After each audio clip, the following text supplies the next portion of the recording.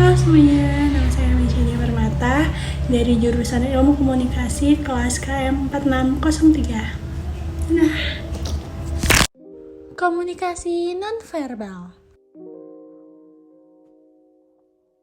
Jadi di sini aku bakal ngejelasin fungsi, terus ada jenis-jenis komunikasi nonverbal, yaitu komunikasi nonverbal tubuh, komunikasi nonverbal keheningan, wajah, mata, ruang, sentuhan, paralanguage, arti faktual, dan waktu.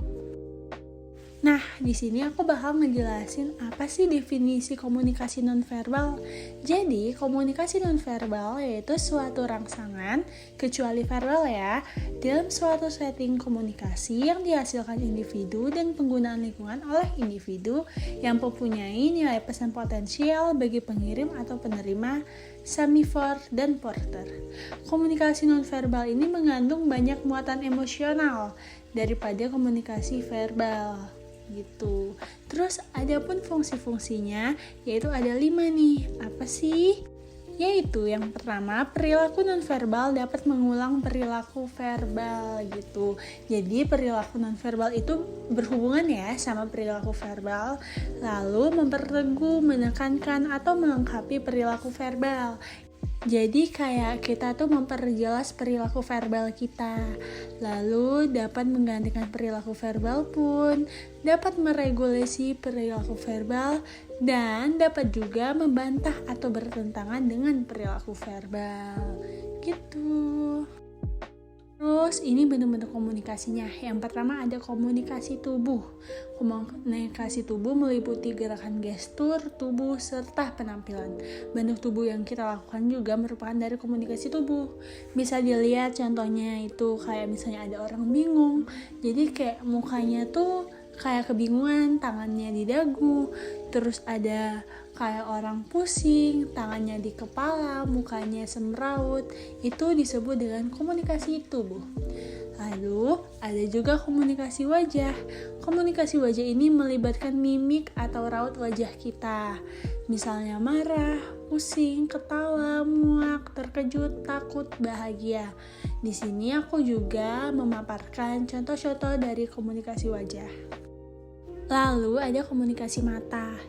Apa sih fungsi komunikasi mata? Jadi komunikasi mata itu fungsinya menjaga umpat balik, menjaga perhatian agar tidak teralihkan, menunjukkan sifat dari sebuah hubungan asmara contohnya. Terus menunjukkan status dan agresi, menjembatani jarak, menghindari tatapan, dan pembesaran pupil mata. Lalu kita lanjutkan dengan komunikasi sentuhan. Jadi kalau yang namanya komunikasi sentuhan itu kayak misalnya pegangan tangan, itu udah termasuk komunikasi sentuhan. Terus kayak tos gitu, high five. Jadi komunikasi sentuhan memiliki beberapa makna, yaitu makna sentuhan, fungsional, profesional, sosial atau sopan kayak salim gitu, persahabatan, kehangatan kayak berpelukan, cinta, keintiman, rangsangan seksual, dan ketika seseorang menghindari sentuhan juga memiliki arti tertentu. Selanjutnya ada paralanguage. Apa itu paralanguage? Jadi kalau misalnya diartikan ke dalam bahasa Indonesia, paralanguage itu artinya parabasa, yaitu cara penyampaian seseorang dengan menggunakan penekanan, kecepatan, volume, serta rendah tingginya nada bicara seseorang. Jadi misalnya kayak kita marah nih, diam kamu. Nah, itu sudah termasuk ke dalam paralanguage. Begitu. Selanjutnya, komunikasi ruang. Sebelum itu, ada yang tahu nggak sih apa itu jarak proksemik? Jadi, jarak proksemik yaitu jarak yang digunakan ketika kita berkomunikasi dengan orang lain. Nah, jarak yang digunakan ketika berkomunikasi dengan orang lain ini dibagi beberapa, yaitu yang pertama itu ada intimate relationship. Intimate relationship ini kayak jarak kita tuh gak jauh, mulai dari close pass sampai 18 inci gitu. Lalu yang kedua ada personal relationship.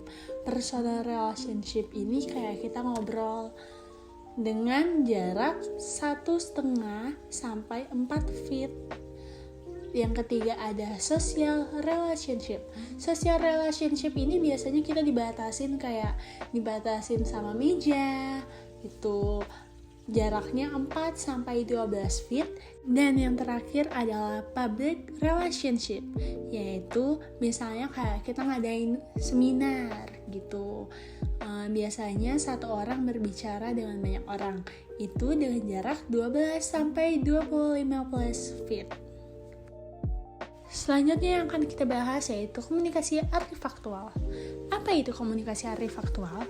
Komunikasi artifaktual dapat dikatakan sebagai komunikasi jika dalam komunikasi tersebut meliputi dekorasi ruang, komunikasi warna, pakaian, aksesoris, dan aroma. Di sini aku maparin ada kayak di suatu film itu ada yang dansa. Nah, terlihat di dalam foto itu terdapat dekorasi ruang kayak kerajaan. Terus ada komunikasi warna. Warnanya itu kayak beragam, ada warna merah, biru, putih. Lalu ada aksesoris dari kerajaan itu sendiri atau aksesoris dari orang atau pemeran. Lalu ada komunikasi waktu. Di dalam komunikasi waktu ini terdapat dua budaya dalam komunikasi waktu, yaitu budaya polikronik serta budaya monokronik. Budaya polikronik yaitu budaya yang waktunya tuh berulang, dapat diulang. Sedangkan budaya monokronik yaitu budaya yang waktunya tak dapat diulang. Nah, seseorang dapat dipandang dengan cara melihat dia menggunakan waktunya. Kayak misalnya kalau dia memandang waktunya lambat, berarti dia orangnya lelet. Terdapat 3 orientasi waktu, yaitu masa lalu, masa kini, dan masa depan. Penghasilan masa depan ini sendiri dapat dihasilkan atau dilihat dari orientasi waktu. Karena kita sering kali mendengar kata-kata waktu adalah uang, time is money. Selanjutnya, komunikasi nonverbal dan budaya. Nah, ini tuh kayak keterkaitan gitu. Budaya yang dianut seseorang akan sangat mempengaruhi cara mereka memahami komunikasi nonverbal. Ketika mencoba memahami pesan nonverbal, perhatikan faktor budaya kita dan orang lain. Jadi, dapat dilihat dalam gambar tersebut ada 2 orang yang mempunyai kebudayaan yang berbeda. Orang yang pertama mempunyai budaya salam dengan cara mengulurkan tangannya. Sedangkan orang yang kedua mempunyai budaya salam dengan cara menundukkan kepalanya. Ini merupakan salah satu contoh budaya yang berbeda tetapi mempunyai makna yang sama, yaitu dalam hal sopan. Dan yang terakhir yaitu fungsi keheningan. Nah, jadi emang hening tuh mempunyai fungsi. Apakah hening tuh ada maksud terselubung? Ya, hening itu mempunyai fungsi. Fungsi keheningan yaitu yang pertama waktunya berpikir. Karena menurut riset yang dilakukan, kita seringkali tidak bisa berpikir ketika suasana di sekitar kita ramai. Yang kedua, menyakiti orang lain. Yang ketiga, mencegah komunikasi. Ini sudah pasti karena ketika kita diam, kita tidak akan melakukan komunikasi dengan orang lain. Lalu ada yang keempat, respon perasaan cemas. Perasaan cemas ini timbul dengan beragam ya. Bisa dengan diam, hening, atau bisa juga dengan kita kayak kewalahan gitu atau yang disebut dengan panik. Lalu ada mencapai efek khusus, dan yang terakhir yaitu tidak ada yang bisa dibicarakan. Hal ini beda dalam mencegah komunikasi. Kalau mencegah komunikasi kita kayak nggak mau ngomong atau tidak mau berkomunikasi secara nonverbal dengan orang lain.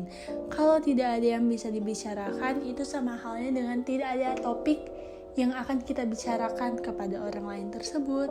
Oke guys, materi tentang komunikasi nonverbal selesai. Saya Misha Dia Permata. Terima kasih atas perhatiannya. Wassalamualaikum warahmatullahi wabarakatuh. Dadah.